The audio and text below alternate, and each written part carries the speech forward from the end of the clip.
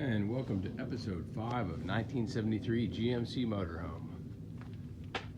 Well, what we didn't show you is that when we took our drive, the last episode, at the end of the drive, I kind of mushed into it and the thing stalled.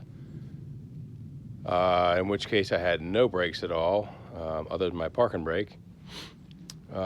So what happened was, we sat there for a minute and I cranked it slowly and eventually it started back up and we gently drove it back up to the top of the driveway.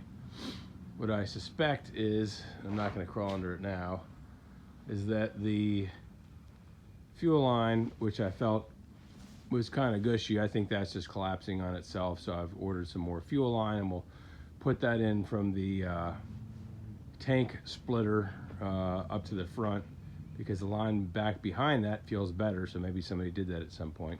Anyway, today we're going to work on just sealing leaks and things like that. So this was one of the vents, which was, I know this garage is a giant mess. Here's the old one.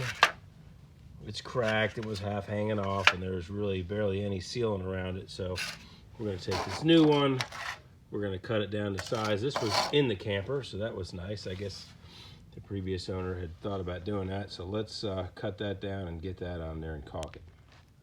Okay, and I just use the angle grinder with cutoff wheel to cut that off.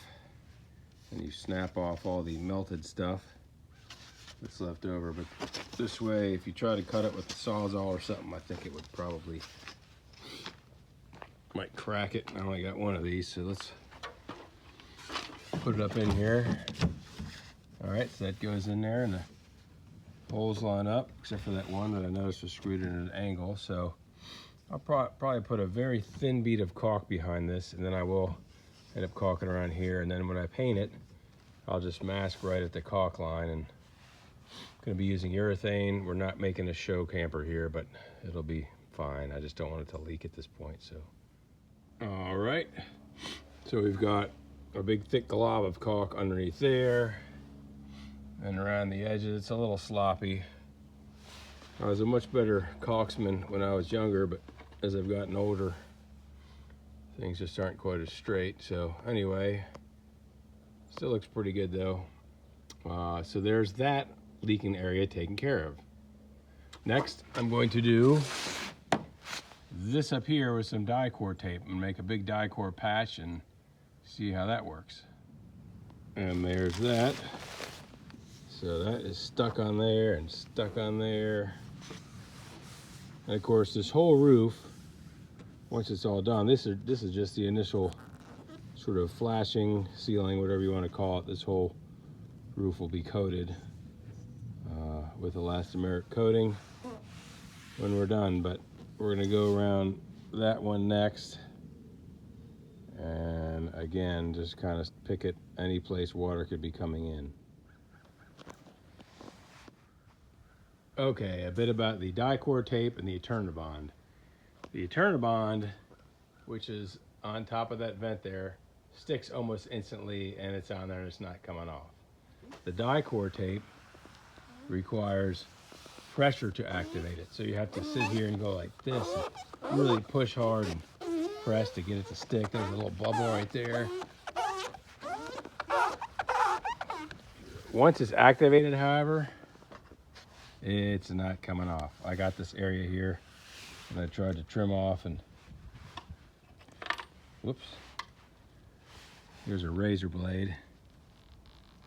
I mean, it's like it's not going anywhere. So once it adheres, it's good. And the most important area is that surface that goes right along the top. Because if I got a bubble around a screw here, it doesn't matter because the water's going over it. And again, this will all be painted over. I've got some caulk there. I saw a couple little areas there that look suspect. So I'm just going to go around and methodically, every penetration, every seam, just go ahead and caulk and or put the Eternabond or die-core tape on, and then we'll paint the whole roof. We still need to get these ACs off of here and lots to do, but it seems like, again, most of the leaks are coming from the seam here. I need to start doing some stuff to the interior without it leaking. So that's what's happening today. It looks like it's gonna rain, so probably had enough fun for today. Okay, so it's very freezing cold today. We've got high winds, it's like 36 degrees, so we're gonna do some stuff that needs to be done in here. Now, when we drove this the other day, it would just randomly stall for no reason. We'd sit and it'd start back up again. I replaced the fuel line from the tank selector valve up to the front here with new line and a new filter. The fuel that was in that line was really clean, so that's good news. So I don't think I'm having a fuel problem. I think we had a spark problem. So I've gone to Napa and I've gotten, this is the old module, I've gotten a new module and I got a new coil. So I'm going to replace the coil in the module, and then also I noticed that this fuel line up here is just kind of mashed going around the corner. I have another carburetor in the garage where I have a hard line that makes a right angle, and then I'll attach it to this. This was, somebody messed with that. But anyway, I'm gonna sort all that out so I have at least a good line from the selector valve, a brand new fuel filter that's clear so I can monitor what's going on, and then we'll have a new module and coil in our HEI distributor, and then we'll see if that solves the random stalling problem. Okay, so now what's happening? Now what's happening is we're waiting for,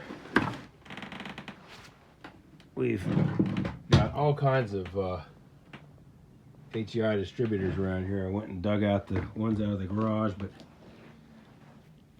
still with this weird no spark situation. Maybe the condenser's gone bad, so Michelle's out, grabbed me one of these condensers, and then we've got multiple modules to put in. I've switched the cap just for the heck of it.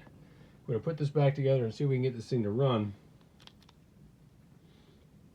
The condenser's a viable option for the run, and then hit it hard and then have it cut out. So, and then completely quit running. So that could be this. So we'll see what's happening with that. So meanwhile, I'm waiting for her, and of course bored, and I decided I'm gonna start doing some more demo. And here's something that's really a surprise and kind of kick ass.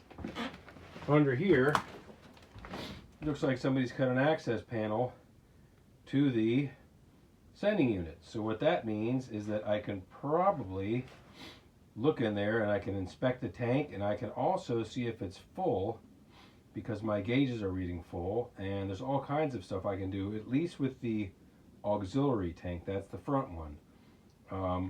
My guess, and I'm hoping that as I go back here, there'll be another one for the main tank, and if that is the case, then I mean, if I can look in there, I don't have to drop it to see if it's good, and I can probably feed, if necessary, nice fresh fuel line through there. So that's kind of neat. Well, and sure enough, that's what this is. That is a mess in there. We're gonna suck all that debris out of there, and maybe we'll open it up and look inside, but let's get the debris out first and see what we got going on. Okay, I'm still messing with this. I did vacuum it out a little bit, and I see there's some tape on there, and again, I'll get in there at some point, but just a note before I forget, to those of you that might want to do this, I don't think it's such a terrible idea to have an access panel there. Again, I don't know if you'd be able to, you might be able to feed that through. I'm not sure which one's the fuel and which one's the vent, but anyway, if this tape measure is butted up against the inside edge of that door, your center of the hole is 42 inches. So if you're wanting to do this, that's where the center of the hole would be. And then let's say, if we're measuring, I don't know what kind of coach you have, but if we go back from, let's say let's hit on the outside edge of this bathroom, that puts you at about, I don't know, 39. So that should at least give you a general idea of what to do there. Also, I'm going to put laminate flooring back down there. Somebody has tried to do this, but they didn't quite go down far enough. So I will probably take a router bit and go around there. Although I have to be careful right there. This guy was not, and cut that in there so that this will be flush. Right now it's still up a little bit, but I'll make that flush with the floor before we put our new flooring in here. And look at that. There's another access panel, and we can see what had happened here before. In order to keep that flush and level with the floor, the previous guy put some 1/4 inch Sloan down there, or whatever it is, some kind of board, and that made it level. I'm gonna just save that extra step. There's no reason to coat this whole floor. Well, you know what, I could. Maybe I'll put that back on there below the flooring just to add another little layer of insulation maybe, and a little bit of stiffness, or not, but either way. So once you've got that hole ID'd, you're another 32 inches to the center of that hole. So we got 2 access panels, which is a great thing to find. So after spending all day messing with the electronic ignition, it was the brand new module that I got from Napa that was not working. When I replaced the module, the thing started running fine, but I replaced it with a used module. So I probably had a bad one, and the replacement I got was bad. And we had a similar situation with brakes. I'm running the original master cylinder now, which at least stays pumped up. It's a little squishy, but before, when I kept trying to bleed it, I couldn't get any of the squish out. This is much better. This is actually drivable like this. So all in all, it was a productive day, and that's that. Well, so after a day of messing with it, in the end, we did not make progress. And the reason is, could not get the squishiness out of the brakes, could not bleed the brakes. I bled them, the front ones and the back ones, and did them in different orders. And then I actually switched back to the original master cylinder. I cleaned it all out. And with the original master cylinder, as I've described, I have brakes again. Whereas the rebuilt one, at one point, I just, every time it would pump up, not starting, as soon as you start it, right down to the floor. So somewhere there's some air trapped in there, and maybe somebody can chime in and who's worked on these and let me know it's what. Then we putted around the neighborhood and had it running, and I drove it, and then the second I got into it, going up the street, the thing cut out. So maybe it's a low float level, or the float sticking or something. So we've messed with electrical. We're going to mess with carburetor, and that's going to be our next thing. I've ordered a carburetor kit. I've got the spare carburetor. I'm going to put that one together and see if that does anything.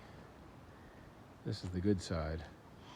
We did gut a little bit today, so that was good. So something got done. And we saw that we have our 2 access panels, so that was good. I don't know if I mentioned, I got a new air conditioner, but we'll save that for next time. All right, see you guys next time.